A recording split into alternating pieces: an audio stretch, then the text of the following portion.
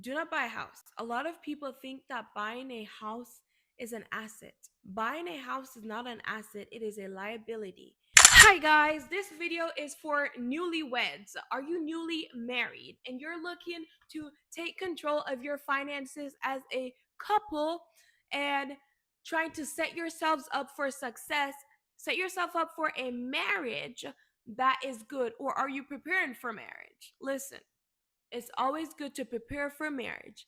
I have some really sound, good advice for you that will help you financially be better off as a couple, and potentially, if you invest your money well and you take the advice that has been proven to be a good thing, right?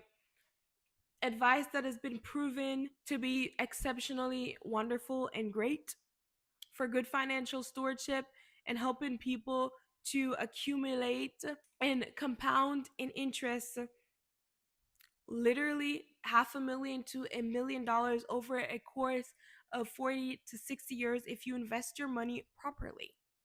I'm just gonna say. And I'm not in this video, it's more so tips and tricks on budgeting and being smart, things to do as a newlywed and things not to do as a newlywed to take control of your finances and to be set up for the future. In another video, I will link it somewhere, go into depth on how to get started investing in the stock market as a beginner. And I think that video will prove as golden advice for you guys if you want to watch it after watching this. You're getting ready to get married and you're a newlywed. If you are getting ready to get married, one of the first things I'm going to say to you is if you are planning to do a big wedding and put that wedding on a credit card or take out a loan for the wedding, don't do it. Don't do it. I know a lot of people are obsessed with big weddings and paying exorbitant amount of money for a wedding for one day and end up paying for years back the cost of this wedding. Do not do it. You are setting yourself up for financial hardships, marital issues, and problems revolving around money and overall just stress created from having that much to pay back and that much in debts and fees. So that's the first thing I'm going to say is do a wedding that is affordable, that you can afford, and that is not going to cost you a ton of money. And that is not going to set you up for struggles and hardships that you do not have to go through. Friends, do not make treacherous journeys and take risks on treacherous roads, and do not swim in the sea of debt. All right, so that's the first thing in case anybody's watching this that's planning to get married and is thinking about doing a 10K to a 30K $1,000 wedding and putting it all on credit card. Don't do it, friends. Don't do it. Don't do it. Don't do it. Don't do it. Don't do it. Do something that you can afford is just as wonderful. And it'd be even more wonderful when you don't have to be weighed down and bombarded by all these mounts and piles of debt and fees and stuff that you have to pay back. That's going to cause stress on your marriage and all kinds of issues that you don't want. All right. So you're looking to set yourselves up for success. Well, I got the thing for you. Well, first of all, remember I talked about that investment video? To put this in a perspective, as a couple, you guys need an investment portfolio. You guys need to be investing. If you want to accumulate and compound a large amount of money over time, especially if you are young, compound interest is really going to work in your favor, especially when you start out super young. But whatever time you're watching this right now, compound interest is the way to go. You want to get an investment account right now and start. And I have a video on that already if you're interested to watch later.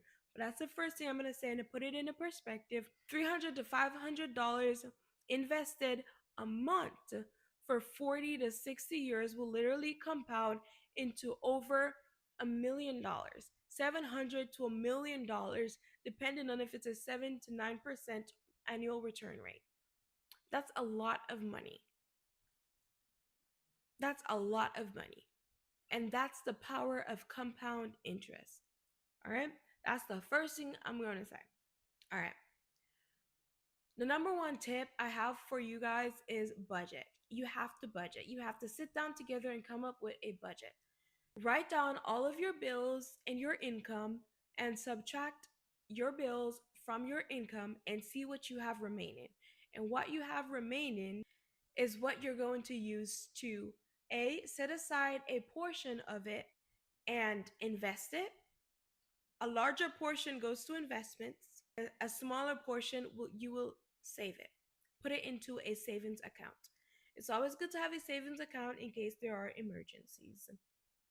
There's always something that we never planned for that happens out of the blue. Set aside money for those things. One of the most common budgeting principles, percentages, is the 50/30/20 rule.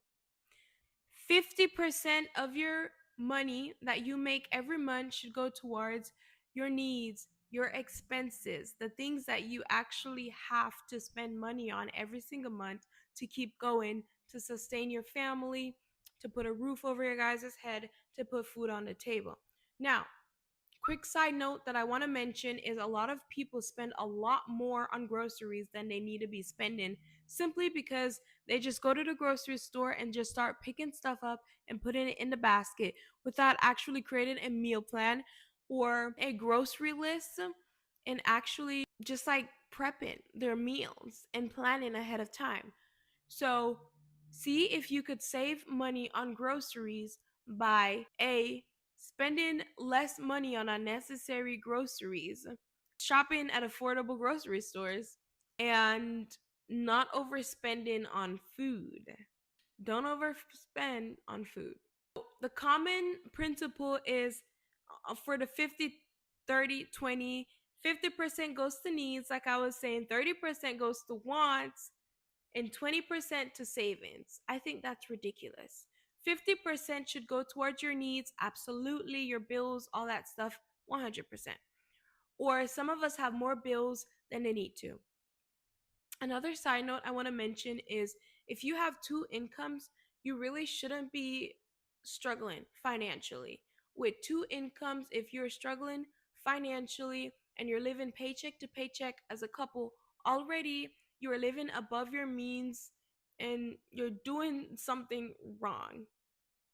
With two paychecks, two times the income, you're doing something wrong.